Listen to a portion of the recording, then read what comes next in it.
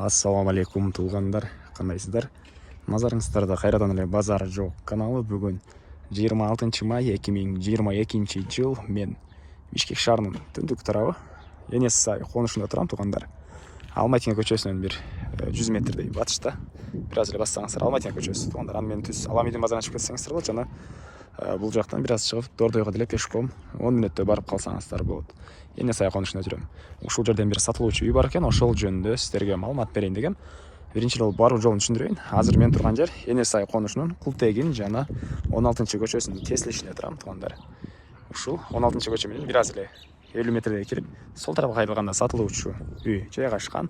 Анан мектеп, ушул көчөнүн бир аз басканда мектеп бар экен. Бул көчөнүн 3 маршрутка жүрөт жана бир аз басып чыксаңыздар Алматина көчөсүнөн көптөгөн эле маршруткалар шаардын бурч-бурчтарына барат. Эмне маалымат калды? Бар эле маалыматтарды бул жерден бердим, жайгашкан жер боюнча. Сатылуучуга карай мен жол алдым туугандар. Сиздер лайктан басып өзүңүздөрдү комментарийге жазып туруңуздар. Мынакей туугандар, 16-көчө менен 50 метрдей басышты карай басып келип, бүгүнкү чыгарышта сатылуучу үйгө да жетип келип калдым. Мына ушул 16-көчөнүн бүтөр жеринде сол тарапка карап кайрылсаңыздар, төрүндөгү көк дарбазасы бар үй бүгүнкү чыгарыштагы сатылуучу үй болуп калат. Бул мына көчө тараптан көрүнүшү. Көрүп турганыңыздардай көк дарбаза орнотулган жана бул жакта гаражы бар экен туугандар. Анан мектеп жөнүндө айтсак, мектепке жөө барып келе алат экенсиздер. Мектеп бар конушта. Жана видеонун башында айткандай эле Дордойго деле пешком бир аз өйдөрөөк менен барсаңыздар жакын эле болуп калат. Садик бар туугандар. Мечиттер деле бар. Андан ары короосуна келип калган маалыматтарды берейин. Бул мына короосунун көрүнүшү. Жердин аянты 5 соток туугандар. Документтер боюнча кызыл китеп, техпаспорт баары бар экен. Мына алды тарабы ушундай навес. Бул жагы гараж туугандар. Анан навестин ылдый тарабы кафель экен. Көрүп турганыңыздардай. Суу, свет бар, отопление деле бар экен. Көмүр менен иштейт, котел. Анан ал жакта үйдүн алдында жер жемиш экенге жерлер жана бактар бар туугандар. Азыр видеонун жүрүшүндө аларды деле көргөзөм. Үй жөнүндө айтсак 100 квадрат метр экен туугандар. Мына ушундай көрүнүштө. Азыр сиздерге үйдүн ички тараптарын биринчи болуп көргөзөйүн, андан соң чыгып короосундагы калган маалыматтарды берем. Бул жакта баня, складтар бар. Алардын да ичтерин сиздерге көргөзөм туугандар. Азыр үйдүн ички тараптарына сиздерге көргөзөйүн. Мына киргенде ушундай прихожка бар туугандар. Бул мына үйдүн негизги кирүүчү эшиги туугандар. Тышкы тарабы жыгач экен. Менин оюмча темир болсо керек, ички тарабы мынакей. Темир ушундай эшик орнотулган. Түз киргенде бул жакта дагы мына ушундай кирүүчү бөлмө, прихожка. Дуалдар обой экен. Потолок гипсокартон туугандар. Бул бөлмөдөн биз калган бөлмөлөргө өтүп кете алабыз. Бул жердин полу кафель экен, мынакей. Анан ички тарабына раковина орнотулуп, суудай чыгарылыптыр. Үй ээси ичиндеги бардык мебель, бытовой техникаларды калтырам дейт, холодильник баарына. Анан келип дагы сүйлөшүп аласыздар туугандар. Анан киргенде эле ушул прихожкага кирип эле оң тарапка кайрылсаңыздар бул жакта душ жайгашкан. Андан кийинки эшик бул жакта дагы 3 бөлмөгө кетүүчү коридорго алып барат экен. Мына бул коридор туугандар. Дуалдар шпаклевка. Анан түз өтсөк бул коридордон чоң бир зал бар экен. Полдору жыгачтан болгон пол. Узун турасы 5ке 8дей көрүнөт. Түштүк тараптан чоң терезе орнотулуптур.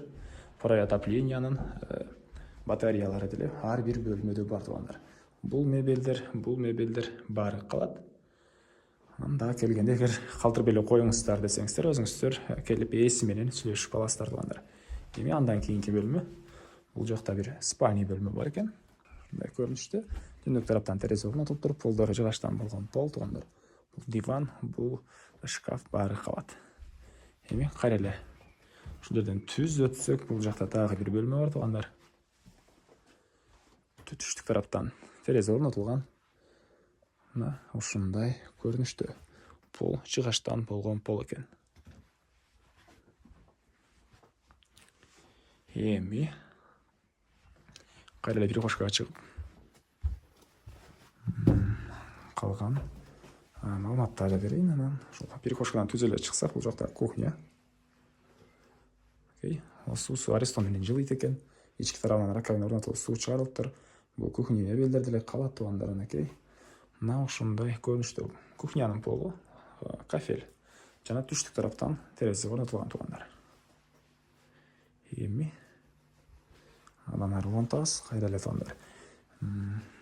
Бул жака кирсек, бул жерде бир детский бөлмө.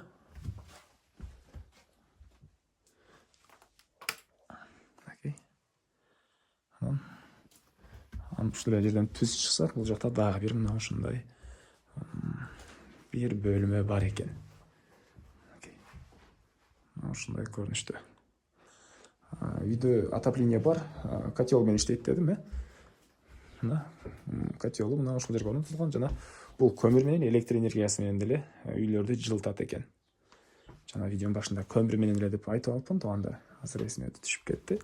Эми кайра коросуна чыгып, мен ал жактагы бактарды көргөзөйүн. Душту сиздерге көргөзбөпмүн, Бул жакта душ жайгашкан. Дуалдары кафель, потолок пластик экен. Ушул жерде унитаз деле орнотулган туугандар. Суусу Рестон менен жылайт. Мен кайра эле үйдүн короосундамын туугандар. Эми сиздерге үйдүн башчыларындагы калган жерлерди көргөзөйүн. Бул жакта бир көмүркана.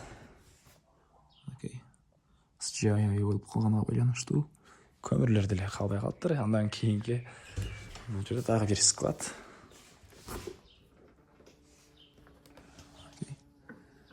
Андан кийин бул жакта баня бар экен.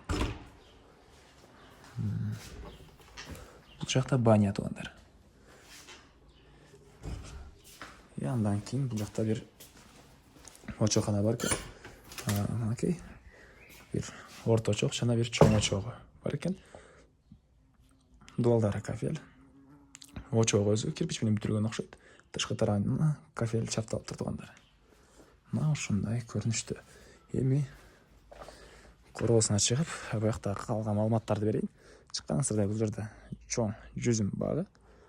Бул жакта кандай жер жемшекке жер жана бактар туугандар. Алмурут, алма жана көптөгөн бактар бар экен. Бул жакта дагы бир навес. Мына ушундай көрүнүштө үйдүн батыш тарабы туугандар.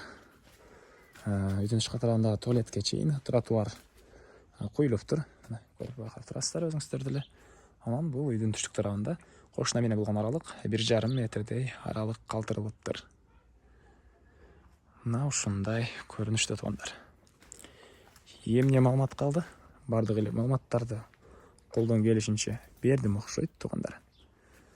Баасы эле калды окшойт. Баасын $55,000 деп атышат. Сүйлөшүү болот. Эсин номерин мен экранга калтырам. Звонок кылып сүйлөшүп көрүңүздөр. Негизги маалыматтарды дагы бир жолу эскерте кетейин. Жердин аянты 5 сотук, документтер боюнча кызыл китеп, техпаспорт бар туугандар.